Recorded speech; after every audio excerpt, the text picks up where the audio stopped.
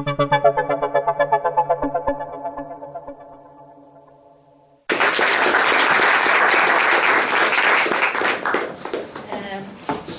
we move to our next speaker, Karin Jironet, who's a psychoanalyst, but she has very special people on her sofa, because most of them are leaders from very large companies. So, Karin, I hand over to you. Okay, thank you. Okay.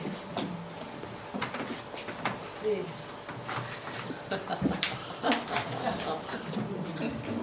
Well, 15 minutes I can do it.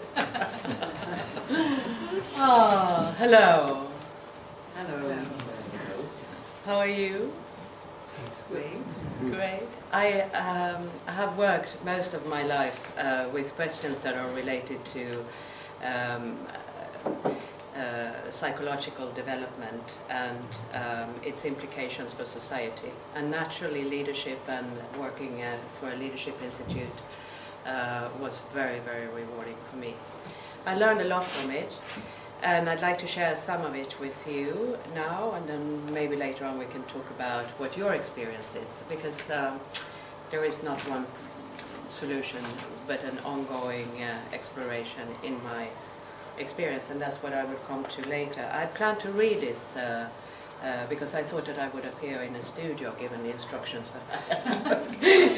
So I'm not going to do that now because that would be quite awkward, but I will instead remember as much as possible and at the end start reading when you need to speed up a bit. So How many minutes before would you like me to give you the signal? Oh, 3 maybe, so? Yep. Okay. Hold on. As you said in your introduction, we tend to think about transition as being a continuous thing, as an ongoing evolutionary process that is hardly visible to the human eye. But then there is also these forms of transitions that are more radical. So you can talk about a before and after. Something happens and you do no longer act, behave, think as it was before that. These more radical, more definite shifts happen, of course, when we are mentally prepared for it, when we have gone through that back and forth process that transition is about, or development is about. I believe we have all of us had that experience, for instance, of wanting to stopping with something. I want to stop smoking. And every new year you make a promise to yourself, I'm going to stop smoking. And then up until, Easter roughly, you smoke less, you smoke in another way, you have another pattern for it, and then it starts again a little bit. But then, suddenly one day, something happens, you don't know exactly what, but that day you stop smoking, and you will not do it again.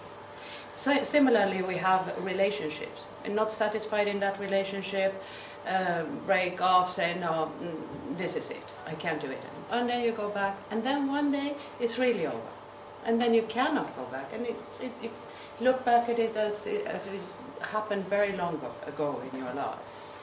These radical shifts happen in society as well, and it breaks things off. It changes our way of understanding our life. They are often accompanied by a certain level of mystery as well.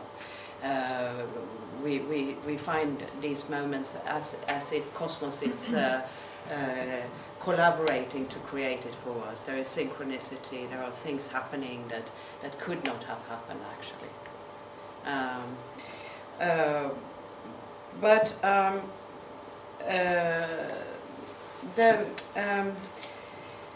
There are these, as I said earlier, these shifts are happening in society as well, and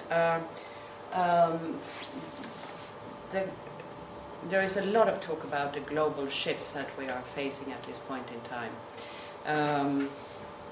For instance, some people say that witnessed in the past period of time tremendous upheaval of people who demonstrate against injustice, social inequalities, ways of being together that are no longer functional or attractive at all to these people who find themselves within the framework of such systems.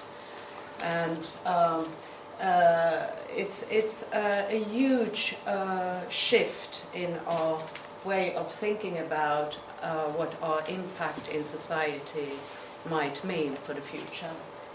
But these obvious things, these things that we see and hear on the news, read about, and that form our collective understanding that something is really going on, there is really a transformation at hand here, only form the very tip of the iceberg. It's only the only things we see, because what is structurally changing, what is happening under the surface is much bigger. Now, what is that? Hold on.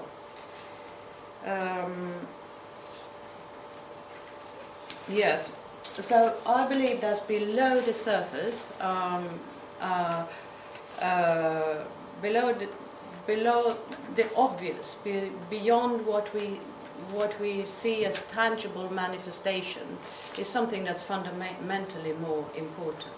And that is related to a shift in mindset, a way of thinking about the world in a different way. And we can talk about it as a sort of transformation of our collective consciousness.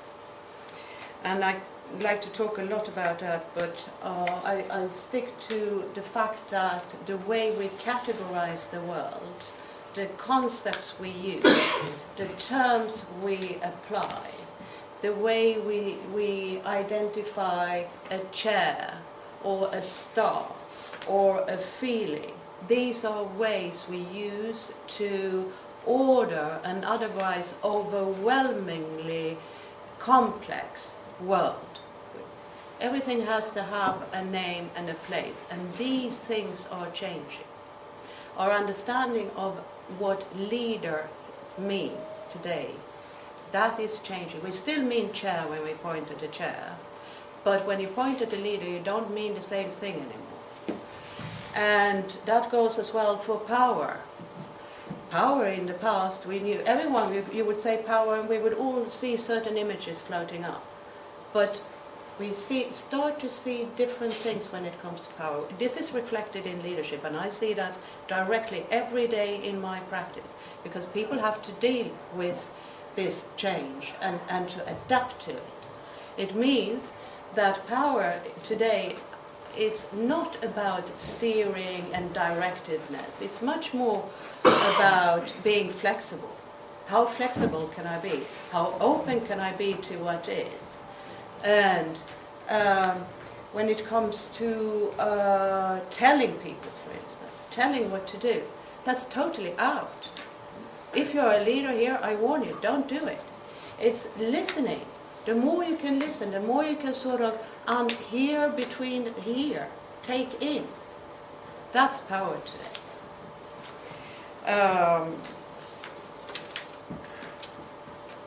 And that's sort of here at the iceberg, right?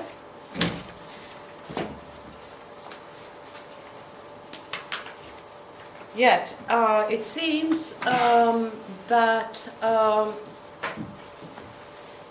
we also at the same time as a collective have a feeling that that radical shift, that stopping smoking situation, has not yet hit us fully. We are not really into the new completely.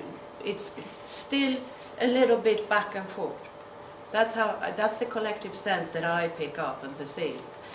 Now, why? Well, I do believe that there is still, in the very deep sediment under here, under the iceberg, are still these ideas that pertain to the notion of a rule out there, or a god, or a hero who is going to come and make the change for us.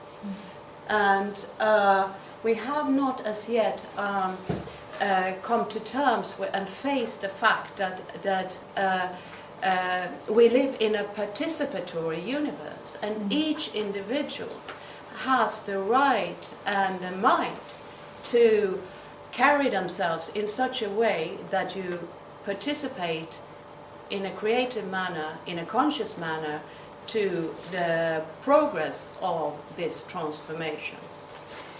And to not only to the transformation as such, because that's not an object, but the inherently important realization that we are a group of individuals that jointly contribute to the collective, the value of the collective, to society.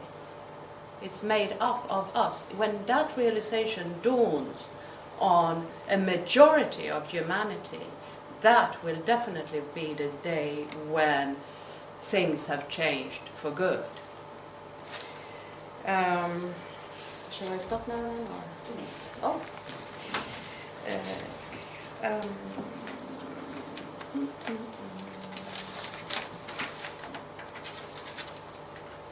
How do you prepare yourself for such conscious participation? What would be the best thing? Would it be to promise yourself at New Year's that next year I'm really going to be much more active with it?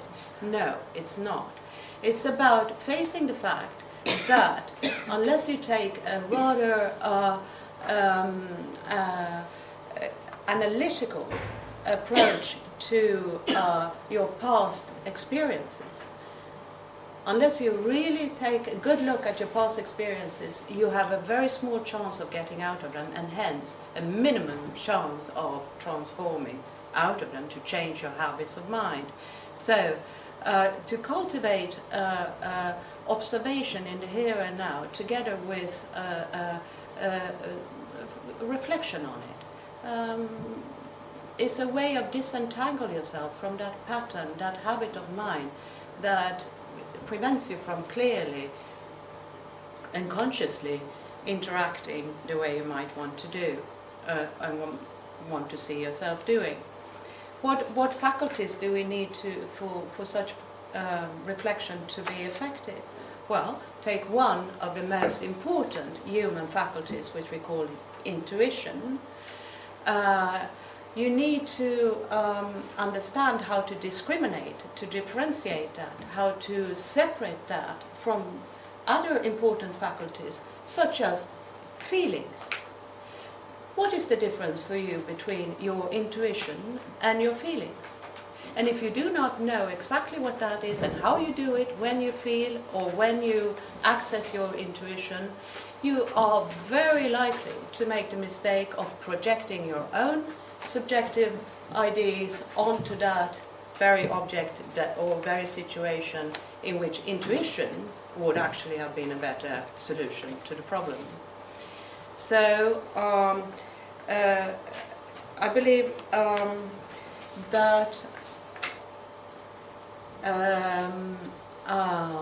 that a reflection on yourself serves the greater humanity at this point in time.